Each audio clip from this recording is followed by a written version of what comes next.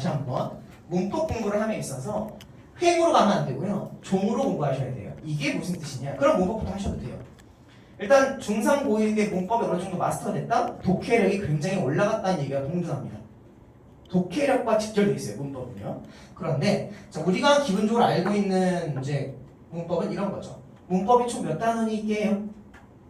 혹시 아시는 분 계십니까? 잘 모르시죠? 집에 가셔서요, 우리 아이에게 물어보세요. 현재 고1인데 엄매를 선택했다. 너 문법 총 몇 단원이야 물어봤을 때 대답을 못하면 화작으로 옮기는 게 낫습니다. 네. 한 가지 더. 학생들의 머리는 굉장히 추상적이고 구체적인 지식이 없는 경우가 많아요. 공부를 하고 있지만 내게 지식이 아닌 경우가 많다는 거예요. 무슨 뜻이냐면, 자, 우리 아이들이 수학은 다 공부할 거예요. 그렇죠? 중3 수학, 고1 수학, 고2 수학 다 있죠? 백지를 하나 툭 던져주시고요. 너 이 앞에다가 네 지금 배우고 있는 수학 교과서의 목차를 한번 쫙 써봐라고 이야기해보세요. 과연 몇 퍼센트나 쓸까요? 처음부터 끝까지. 맞아. 쓸 수 있겠습니까? 거의 대부분 못 씁니다. 쓸 수 있다면 걔는 무조건 1등급이에요. 자기의 목차를 쓰지도 못하는데, 그렇죠? 어떻게 시험을 제대로 볼까요? 수능 시험장 수능 보기 2달 전에요. 제가 고3 아이들 대해서 실험을 한 적이 있어요. 현역들 대상으로. 제가 그때는 재종반도 강의했는데 똑같은 실험을 현역과 재수한테 둘 다 했습니다. 어떤 거였냐면 제가 A4 용지를 하나 크게 큰 거 준 다음에 얘들아 너네 지금 수험 수트 배우지? 네 배워요. 그러면 자 그거 목차 써봐 그렇게 얘기해요. 저 국어 강사인데 그래서 애들이 이제 당황하면서 쓰기 시작하죠. 자기 쓰기 시작하는데 현역들은 처음부터 끝까지 목차 오타 안 내고 틀리는 비율이 몇 퍼센트나 되는지 아십니까? 몇 프로쯤 될 것 같습니까? 100명 중에 몇 명 목차 안 틀릴까요? 2명 정도 안 틀립니다. 나머지 거는 건들지도 못해요. 제목도 제대로 몰라요. 재밌지 않습니까? 2달 뒤에 수능인데 내가 뭘 배우는지도 모른다는 거예요. 자, 그러면 이제 제가 정답을 줘요. 이제 원래 목차를 줍니다. 다 나눠주고 자 옆에다가 아직 안 끝났다 얘들아. 옆에다가 공식 써봐. 이렇게 얘기해요. 소제목별로 다 공식이 다 들어있겠죠? 공식 안 보이고 다 써봐라고 얘기해요. 그걸 다 채운 애들이 몇 퍼센트 될까요? 1%도 안 됩니다. 어떤 말씀 이해하셨어요? 되게 재밌죠?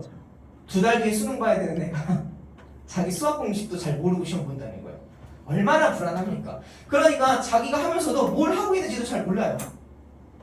잠시만요. 시장님 저 마이크 좀 바꿔주세요. 네, 아마 밖에서 듣고 있을 겁니다. 안 듣고 있나? 뭔가 지직거리죠? 조금. 아, 그죠? 자, 반면에 재수생들한테 물어봤어요. 똑같은 질문을 했는데 얘들아 목차 써봐 그러니까 재수생들은 몇 퍼센트가? 20%가 목차를 완벽하게 씁니다. 그게 재수생들입니다. 뭐가 잡혀있는 거예요? 처음과 끝까지 규모가 잡혀있는 거죠. 내가 가야 될 길이 보인다는 거예요. 반면에 공식까지 완벽하게 다 써볼래? 라고 이야기하면요 되게 신기한 게 그 20%에서 거의 준하게 한 16, 7%가 다 씁니다. 공식까지. 그러니까 재수생이 얼마나 잘하는지 아시겠죠? 삼수생들은 더 높아진다는 거예요. 자, 여러분 목차가 별거 아닌 것 같지만 내 길이 보이는 거예요. 여러분들이 아무것도 없는 어두운 길을 간다고 생각하십시다. 길은 한치 앞에 보이지 않아요. 그러고 있는데 뚜벅뚜벅 걸어가고 있어요. 내 길이 끝이 100m 앞에 끝난다는 거 알면 어두워도 걸어갈 수 있으시죠? 용기 낼 수 있죠? 아, 조금만 더 가면 돼. 뻔히 가는 길이니까. 하지만 내 이 길이 끝나는지 안 끝나는지 몰라요.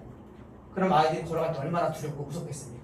수능을 볼 때 전체적 규모가 그려지지 않으면 아무것도 없는 거예요. 문법을 왜 못하는 줄 아십니까? 문법의 규모가 얼마큼 큰지 모른다는 거예요. 바다 한가운데 떨어져 있다. 그래서 일단 목차부터 아는 게 되게 중요합니다. 제가 중3, 고1 자제가 있으면 저는 무조건 목차를 그냥 외우게 시킬 거예요. 그래야 목차부터 큰 그림부터 그려지고 시작하는 거니까.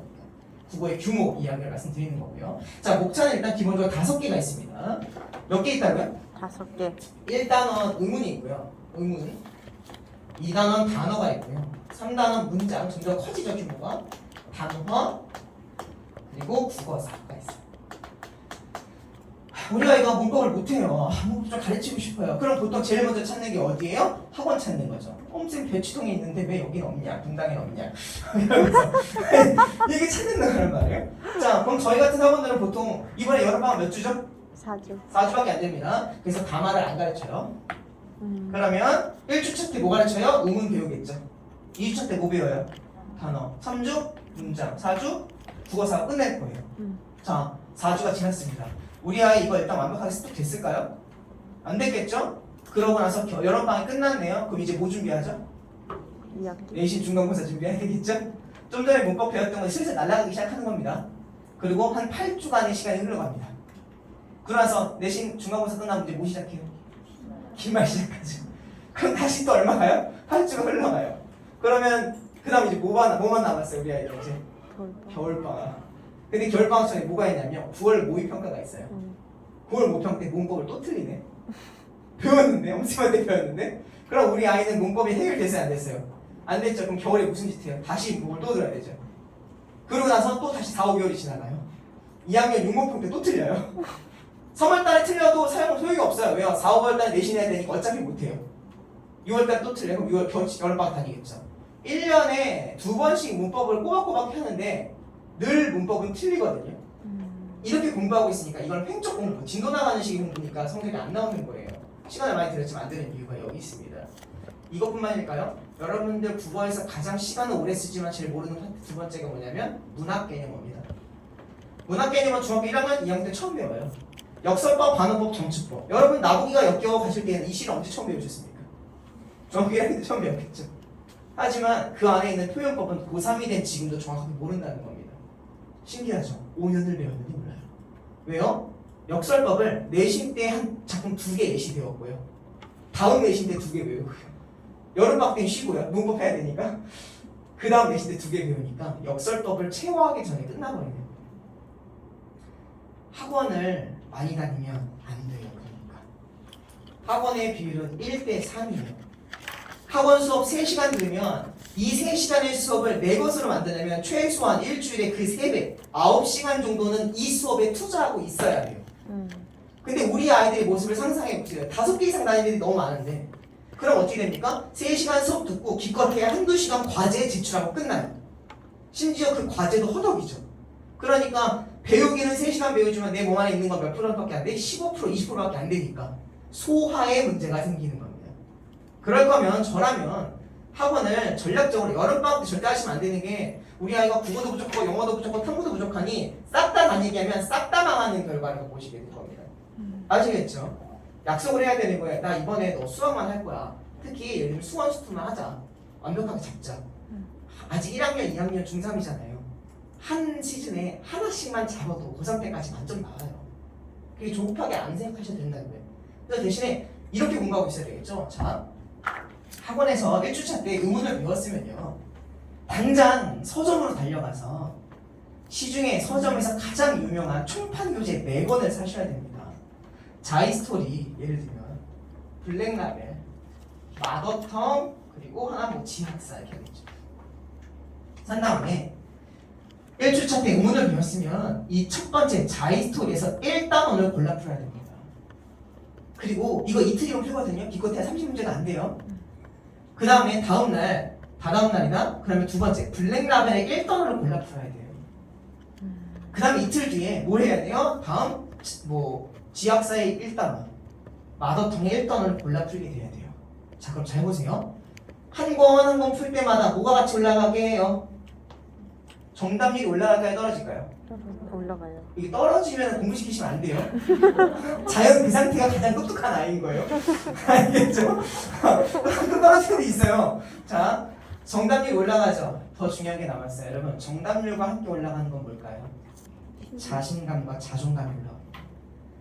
고등학교 때 자신감과 자존감 관리는 필수적이에요. 우리 아이는 틀린 문제를 보면 기분 되게 나빠하거든요.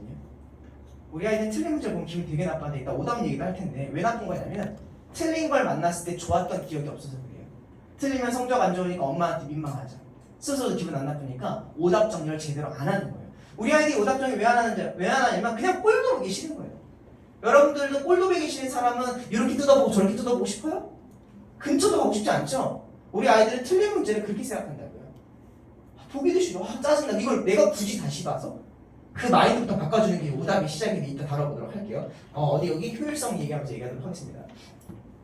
자, 자존감이 올라가죠. 이렇게 푸는 공부 방법에는 크게 3가지의 긍정적 효과가 있어요. 몇 가지 있다고요? 3가지. 첫 번째는 정답률과 함께 자존감이 함께 올라간다. 이게 1번이었고요. 두 번째는 자, 교재의 출판사는 다르지만 중요한 문제들은 겹치겠죠. 맞아. 그럼 학생 스스로 유형 정리가 된다는 거예요. 아, 이건 중요하구나. 이건 중요하지 않구나. 그러니까 남들에게 설명을 기깔나게 할 수 있어요. 친구들이 이거 물어봐도 야, 이거 모든 교재마다 다 있어. 꼭 알아야 돼. 그러니까 친구들한테 설명해줘도 좀 얼마나 멋진 학생이 되는 겁니까? 두 번째 효과가 이겁니다. 스스로 유형 정리를 한다. 세 번째 효과는 뭘까요? 총판 교재 1, 2, 3, 4위는요. 학교 선생님들이 가장 많이 참고하는 참고서라는 뜻과 똑같습니다. 왜요? 왜 1등일까요? 이미 완벽하게 개정이 됐기 때문에 1등인 거예요. 오류, 오타 없어요. 그러니까 학교 선생님들이 문제 내실 때 그걸 변형해서 내시는 게 가장 안전빵이라고.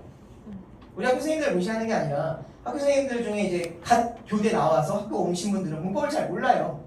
그렇죠. 학교 문법론이라는 책이 있지만 그걸 숙달이 잘 안 되기 때문에 총판 교재를 참고할 수밖에 없거든요. 그러니까 학교 문제 내신 분도 어때? 굉장히 유용하겠죠. 이거 기껏해야 열흘도 안 걸립니다. 하루에 이틀 전 끝나잖아요. 그러면 일주일 동안 혹은 열흘 동안 일단은 끝내요. 그러면 스스로에 대한 나 이제 의문은 좀 정확하게 알 것 같아 라는 생각을 할 수 있겠죠. 문법에 대한 자신감 확 붙었죠. 암기될 거 자연스럽게 암기됐겠죠.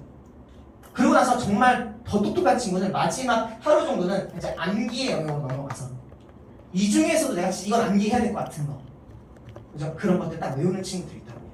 자, 멋지죠? 자, 볼게요. 그러나 이제 단어 넘어가서 똑같은 행위를 반복하는 거예요. 새로 교재 살 필요는 없어요. 이미 사놨잖아요. 그렇죠? 그렇게 하게 되면 내공 푸는 거 어렵지 않아요. 한 권씩 풀려고 하면 내공 풀려면 미치려고 하거든요. 골라 푸는 겁니다. 여러분 수학 공부 이렇게 하는 거예요. 수학의 특정한 파트가 부족했을 때 그거 두 문제 푼다고 알 수 있을까요? 아니에요. 교재를 다 산 다음에 지수로고를 잘 몰라? 삼각함수 몰라? 삼각함수 문제를 교재마다 다 골라서 풀면 자연스럽게 정리가 됩니다. 아시겠죠? 그러면 이거 기껏해야 다 하는데 네 파트 다 하는데 몇 주 안 걸려요? 8주 안 걸려요. 그러면 일종의 반쯤 마스터가 된 거고요. 제가 천기누설 하나 할게요. 이건 제 기밀인데요. 아이들이 고2 때요. 혹은 고3 때 내신 시험에 국어 말고 다른 과목을 폭삭 망해오는 경우가 가끔 있어서 대학교를 포기하고 정시로 전향하는 경우 많이 보셨죠? 왜 그런다고 생각하세요?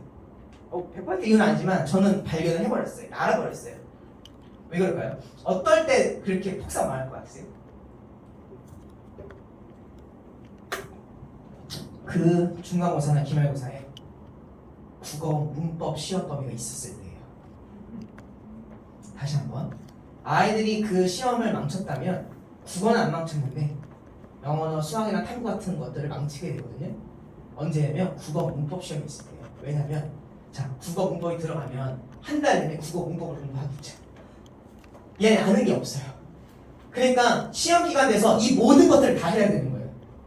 되게 정밀하게 정확하게 암기도 해야 되니까. 그럼 국어에 대한 공부량이 확 늘어나죠. 그럼 어떻게 되겠습니까? 나머지 공부에 대한 공부량이 줄어들어요, 자연스럽게.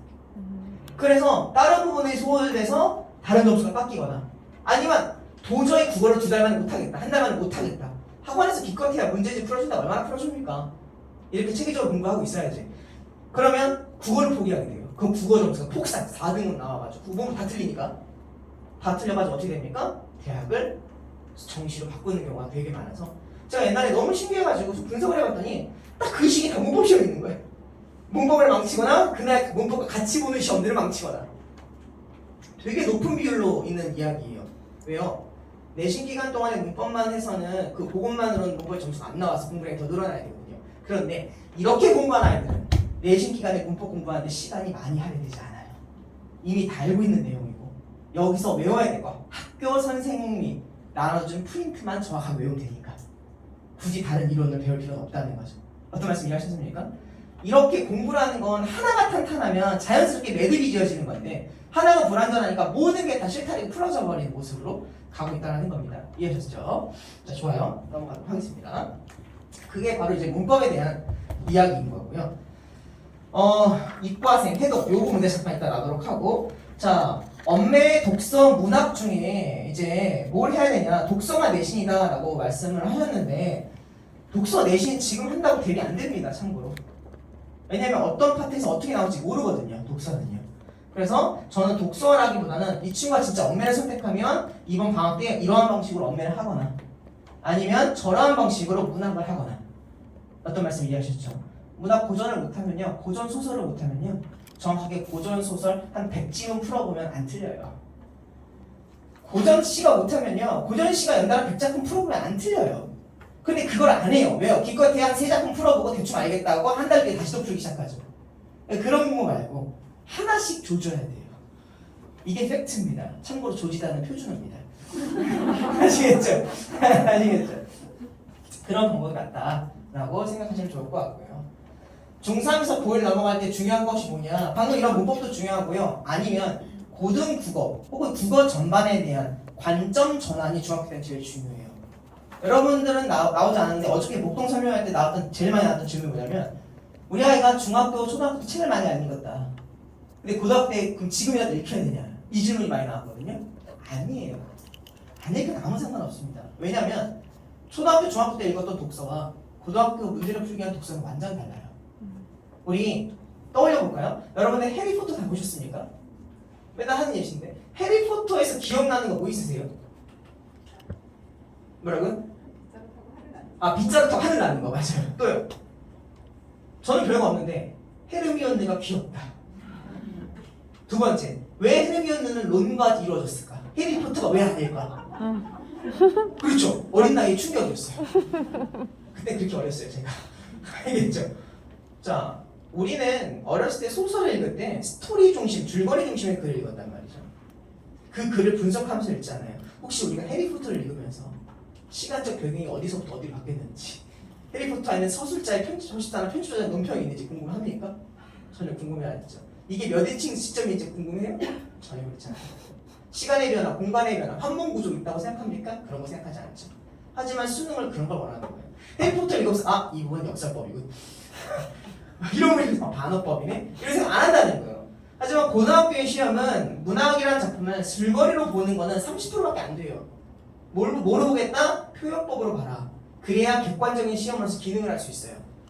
주관적으로 해석하는 게 아니라는 뜻입니다. 다시 말해서 누구나가 다 보편타당하게 이건 역설법이야, 이건 반어법이야 라고 하는 법법들을 가지고 해석하는 역량을 길러야 되면 글을 보는 관점 자체를 바꿔야 된다. 이게 중3에서 고1대로 넘어가야 되는 방법론 수업들, 보통 이런 수업들을 많이 들으시면 됩니다. 이때 편협되게 막 고전만 막 열달아 중3 고1 넘어갈 때 고전만 50작품 하는 건 아무 의미 없어요. 고전만 아니라 문학 전반에 대한 이해, 시험 전반에 대한 이해가 선행되어야 됩니다. 생각보다 우리 아이들은 고등학교 때 아무것도 모르는 경우가 많아요. 고등학교 때 정말 아무것도 몰라요. 왜냐하면 아이들이 모르는 게 아니라 정보가 그만큼 차단돼 있어요. 아이들은 죄 없어요. 얼마나 예쁩니까? 그냥 그 자체로 완벽하죠. 아닌가? 그래서 그 아이들이 어떻게 가야 되는지 길을 보여주는 그런 수업들이 되게 중요할 것 같습니다. 이해하셨죠? 전반적으로 어느 정도 대답이 된 것 같으니 저는 이제부터는 제 프린트를 넘어가도록 하겠습니다. 자, 자기주도 학습적 이게 어떻게 진행되는지 살펴보도록 하죠. 공부의 시스템을 바꿀 거예요. 우리는 집중력 중심의 공부로 전환될 필요가 있습니다. 어떤 중심이라고요? 집중력. 그럼 우리 지금까지 어떤 중심의 공부하냐면요, 과목 중심의 공부를 했었어요. 하루에 국어 2시간, 수학 2시간, 뭐 영어 2시간, 뭐 이렇게 하는, 이렇게 좀 되게 공학겠네요. 실질적으로 우리 아이들 국어 하루에 몇 시간 합니까? 국어 1시간, 맞죠? 영어 한 2시간 하나? 수학 몇 시간 하죠? 그죠? 한 4시간쯤 하는 것 같아요.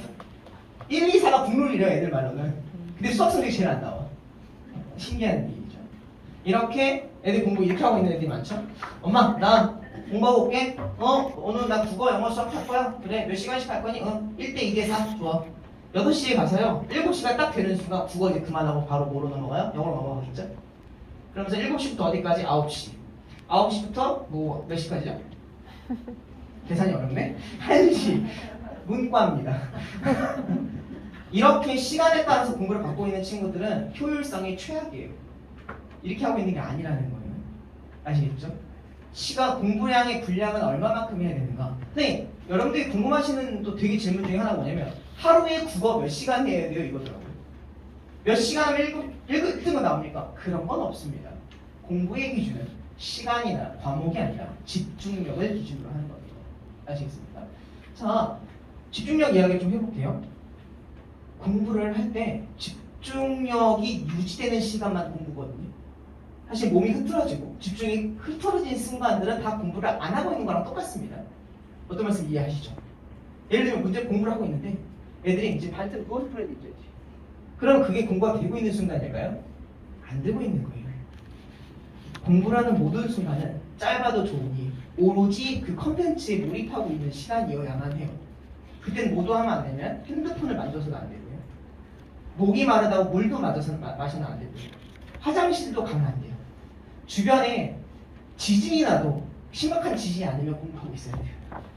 그게 무슨 뜻이냐면 오로지 이 안에서의 컨텐츠에 몰입해서 짧지만 얻어갈 건 얻어가겠다라는 생각을 하고 있어야 됩니다.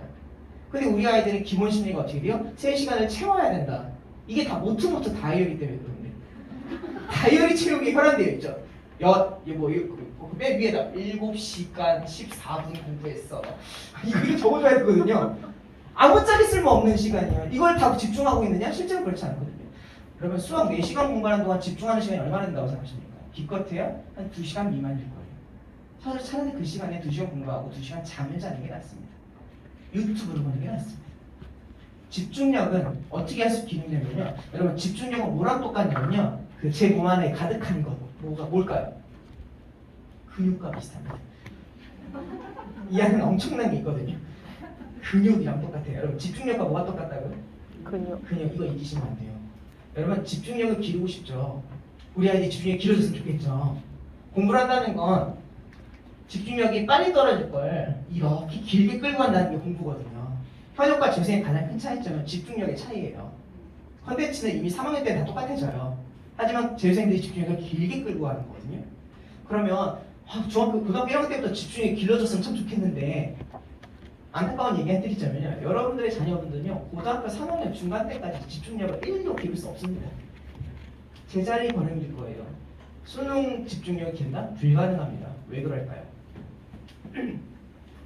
제가 아까 집중력은 근육과 똑같다고 그랬어요. 자, 제가 헬스장에 갈 겁니다. 오늘 하루 운동을 합니다. 3월달인데요. PT를 열심히 받았어요. 그래서 막 이두박근 하면서 막 섹시해 하면서 운동을 했어요. 다음날 지났죠. 몸이 아파요, 안 아파요? 너무 아프죠? 근육통 다 겪어보셨죠? 너무 아픈 나머지 3개월을 쉬었습니다. 자, 그래서 6월달이 됐네요. 하필 쉬는 타이밍에 일들이 많아. 그렇죠? 뭐 자꾸 친구 전화도 오고 약속도 모임도 생겨서 3개월을 쉬었어요. 6월달이 됐습니다. 6월달에 아니야 나 다시 이제 여름이니까 몸짱 될 거야. 그럼 운동을 가가지고 PT를 또 끊어요. 하루 더 열심히 합니다. 그때는 내가 이두박근 했으니까 오늘 복근 위주로 해야지. 내가 식스팩 위주로 하면서 자, 하루 운동을 합니다. 자, 그러면 다음날 몸이 아파요? 아파요. 너무 아픈 나머지 3개월 또 쉽니다. 9월이 되죠. 자, 우리 아이 1년에 3번 이렇게 운동을 하면 1년 뒤에 근육이 키워져요? 안 키워져요? 안 키워지죠. 1도 없죠. 요요만 없죠. 1년에 우리 아이들이 1년 중에 가장 집중을 많이 하는 시간이 언제일까요? 우리 아이들이? 모의고사 때. 수능을 위해서 모의고사 보는 80분 동안 풀 집중할 때는 그때밖에 없어요. 학원에서 아무리 열심히 강의를 해봐야 그때 집중하는 시간은 짧거든요. 자, 3월달 모의평가 봤죠? 그리고 그 수능 컨텐츠를 그만한 집중도로 다시 푸는 경우가 언제 있습니까? 6월달에 하는 거죠. 그리고 언제 옵니까? 9월달에. 2년을 돌아요. 이때까지나 총 모의고사 몇 번 봐요? 기껏해요. 6번. 작년에 고2였던 애들은 제대로 한 번도 제대로 못 봤죠. 코로나 때문에. 그러니까 우리 아이들은 고3 때까지 집중력이라는 건 근처도 못 가는 거예요. 괴로움만 쌓이고 있는 거죠. 자, 그러면 언제 집중이 길어지는가? 고3, 8, 9, 10월 달에 길어집니다. 왜요? 그때는 매주 모의고사를 하루에 일주일에 3번씩 보니까 오늘 모의고사 80분 집중합니다. 다음날 피드백 하죠. 그 다음날 다시 모의고사 보죠. 피드백 하죠. 다시 모의고사 보죠. 피드백 하니까 운동을 하루 걸러 하루 하는 느낌. 그러니까 몸에 근육이 쫙쫙 붙겠죠. 한 2주일만 해도 몸이 다 다르지 않습니까? 재수생들이 절대적으로 우월한 이유가 여기 있는 거예요. 집중력의 길이가 다릅니다. 그 연습을 저는 지금부터는 중학교 1학년, 고등학교 1학년, 고등학교 3학년 뭐 이런 중3부터 고3까지 그 아이들이 공부할 때 이렇게 집중력을 기르는 방식대로 지금 이야기를 해볼 텐데 잘 들으셔야 돼요. 그러니까 국어나 수학 공부할 때요. 내가 오늘 1시간 하기로 했으니까 1시간 다 공부해. 이건 최악이라는 거예요. 그러면 뭐에 따라 가는 거냐면 집중력은 그날 내가 풀 컨텐츠가 얼마큼 어려운가에 따라 다른 거예요. 헬스장에 운동을 할 건데 오늘 무거운 걸 들면 운동 시간 짧아지죠. 너무 무거우면 빨리 힘들지 않습니까? 내가 오늘 푼 문제가 너무 어려워요. 그러면 공부 시작하다가 30분도 안 돼서 어떻게 돼요? 집중이 끝나게 됩니다. 집중이 끝났다는 거 어떻게 할 수 있냐면요. 자세가 흐트러지는 순간 끝난 거예요. 올고른 자세에서 이렇게 하다가 점점 어떻게 돼요? 우리 아이가 책상과 가까워지죠. 이거 되게 유형이 다양해요. 직진형, 앞으로 꼬꾸라지거나 대각선 45도형이 있어요. 이렇게. 45도로 기울어지거나 극단적으로 뒤로 집혀진 형이 있습니다. 지면에서 이게 시험지라고 하면요. 여기서 이렇게 들고 내 눈을 이렇게 보내도 있잖아요. 이렇게. 많이 보셨죠?